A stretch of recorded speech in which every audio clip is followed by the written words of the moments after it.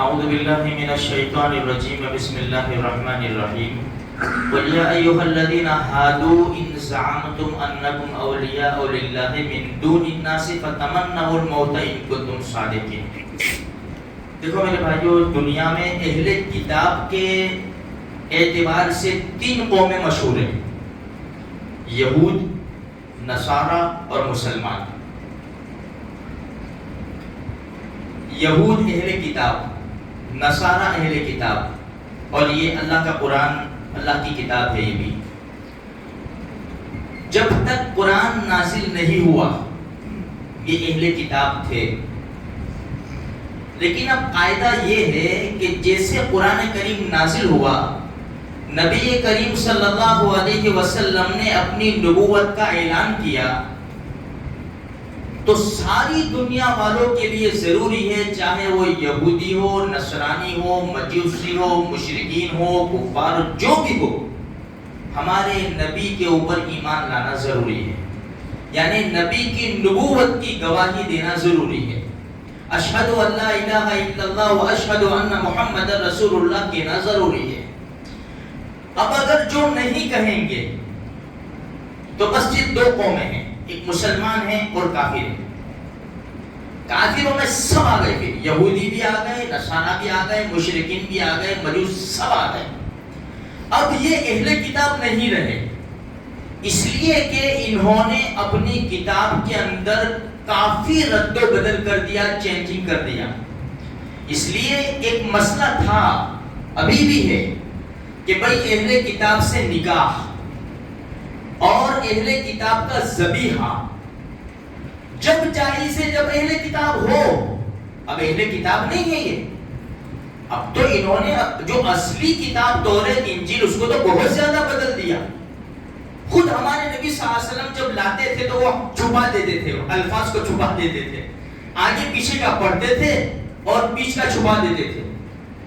ان کے بڑے عالم، اب حضرت جس دن کے بارے میں یا ایھا الذین آمنوا ادخلوا فی السلم کافہ نازل ہوئی، عبداللہ بن سلام رضی اللہ تعالیٰ عنہ مسلمان ہو گئے تھے وہ۔ خیر، کہنے کا مطلب یہ ہے کہ یہ جو یہودی قوم ہے، یہودی قوم بڑی زبردست قوم ہے، بڑی دھوکہ باز قوم ہے، بڑی عیار مکار قوم ہے اور ڈرپوک قوم ہے۔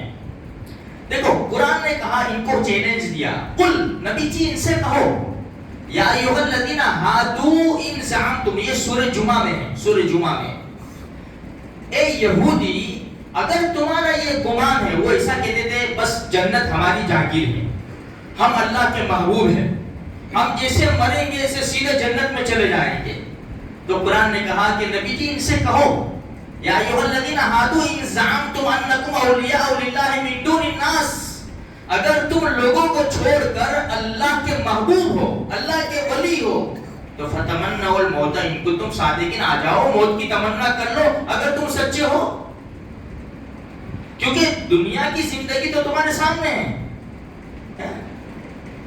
جو قوم چوہے سے ڈرتی ہو، دیکھیے نا کلپ، ایک چوہے سے جو قوم ڈرتی ہو میرے بھائیوں، اتنی ڈرپوک قوم، تو کیا وہ موت کی تمنا کریں گے؟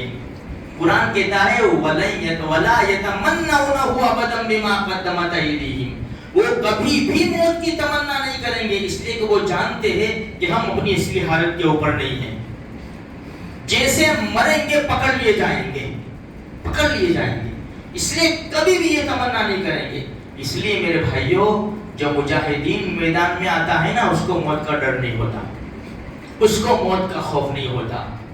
ہم تو سمجھتے ہی ہیں کہ بھئی زندہ شہید ہو، مر گئے تو شہید ہے، اور واپس آئے تو مجاہد ہے ہم لوگ۔ تو یہ بڑی ڈرپوک قوم ہے میرے بھائیوں، بڑی ڈرپوک قوم ہے۔